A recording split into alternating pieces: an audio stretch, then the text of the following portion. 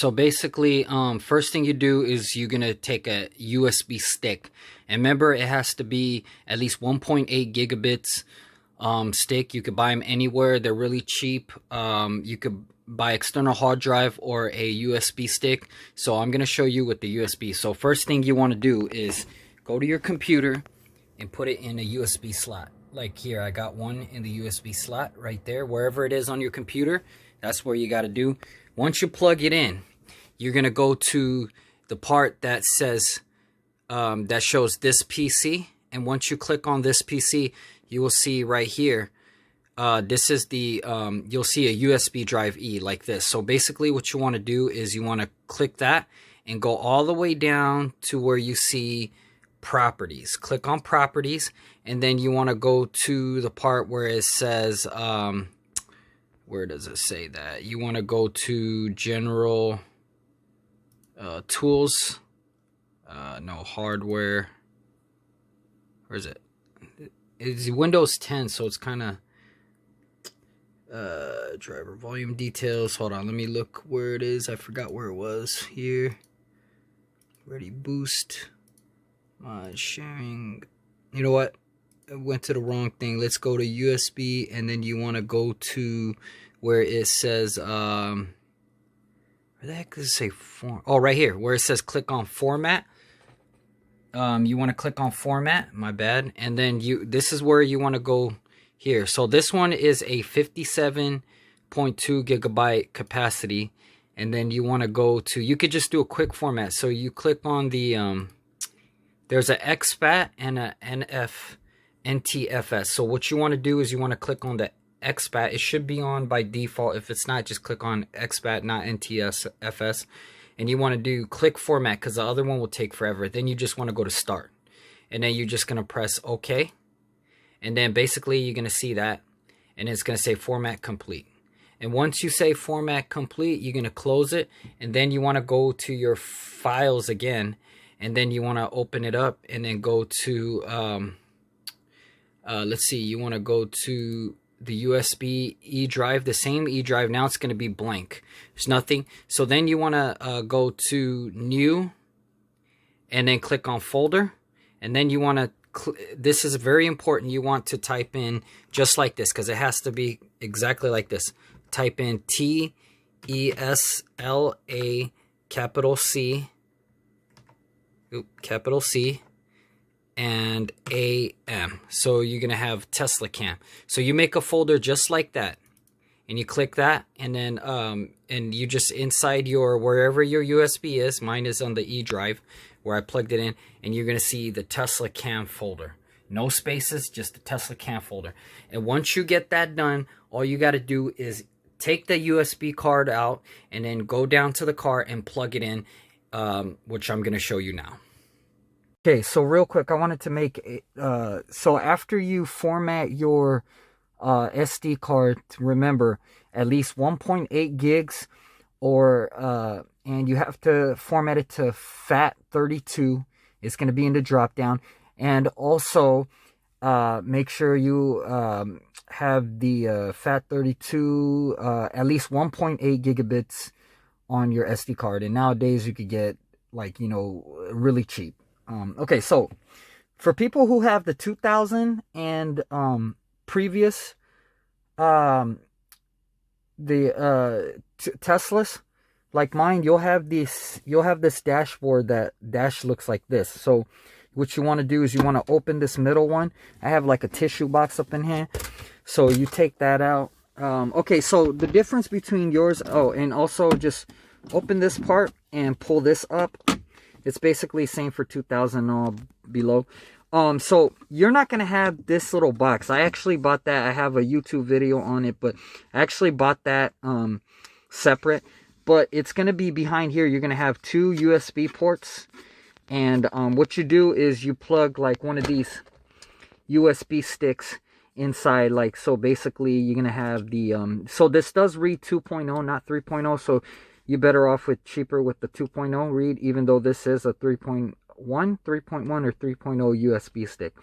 So mine is 64 gigs. I bought this at Best Buy for 30 bucks or something like that. So you just plug it into it and make sure your folder says Tesla Cam. And just to be sure, big T, ESLA, big CAM, no spaces, and make a folder. Once you format it, you make a folder, put it in there, and it's going to be on your SD. You could also use a portable external hard drive, but yeah, I don't think you need that.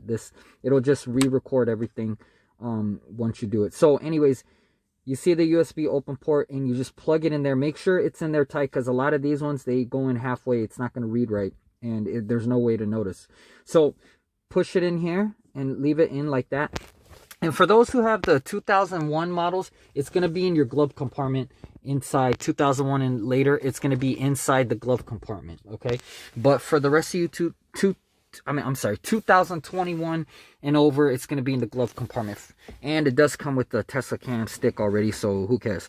All right, for the 2020 and below, it's going to be under here. You plug it in.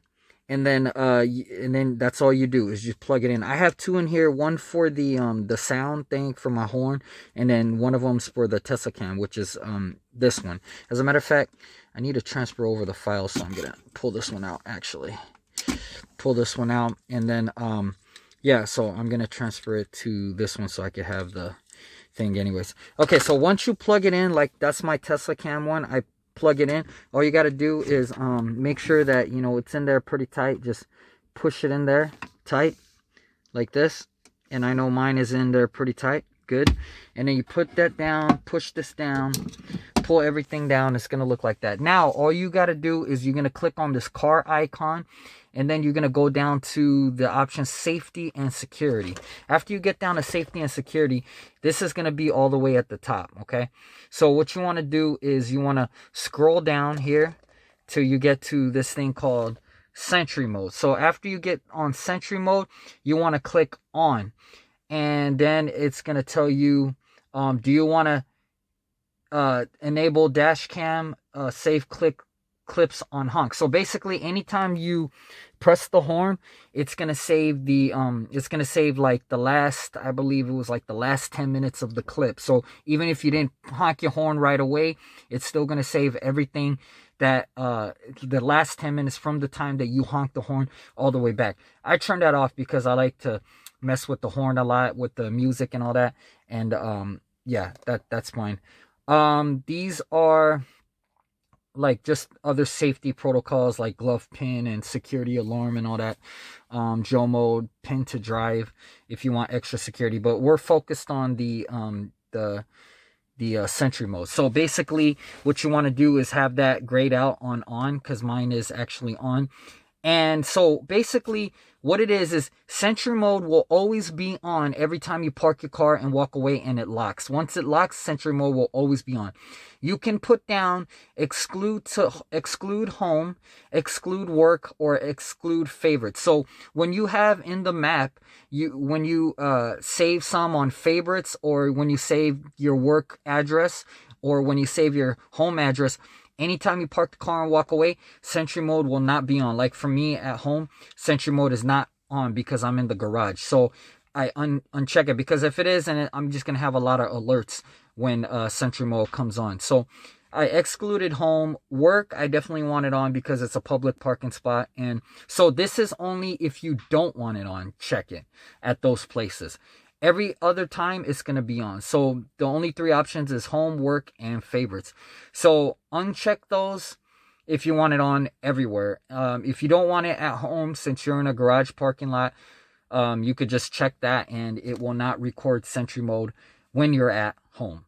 And once you get in your car, if you have any Sentry mode alerts, it's gonna show this little drop down thing that says 4 Sentry mode alerts, or 5, or whatever, how many things it detected. So most of the time when somebody walks in front of your car, or on the side or something, and your cameras pick it up because your car is always on, it's going to record whatever clips, and you'll see the little line, and where the red clip is, that's when it started recording. So that's where you want to really pay attention to. You can see the other side and the right side. Sometimes it messes up, or if you go past the red line, it just kind of starts from the beginning. So just make sure you look at the line when you're reviewing your footage.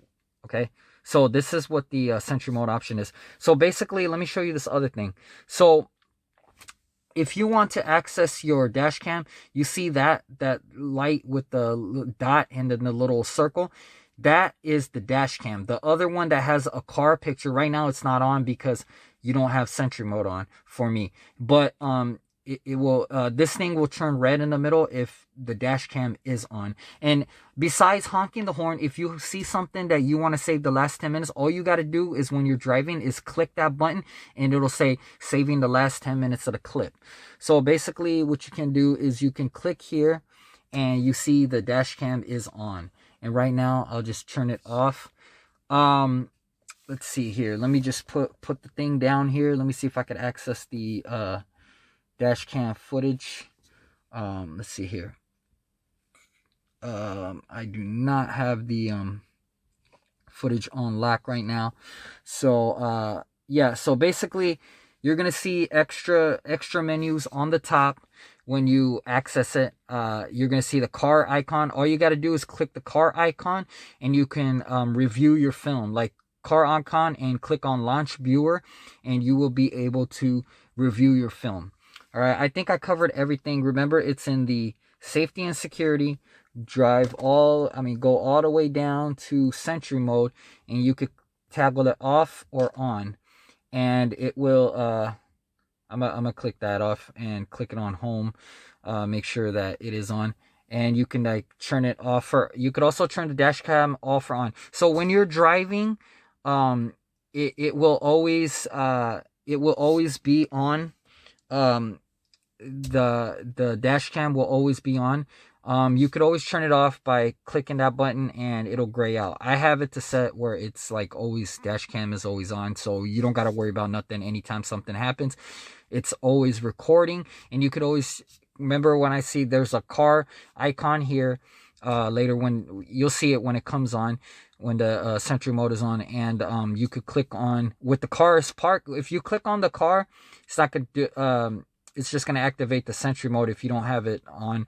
But if you click on a car, the drop down, when you parked, it's going to say launch viewer. Click on launch viewer and you'll be able to view your clips. If you have any questions or comments, leave it on the bottom and I will get back to you on that.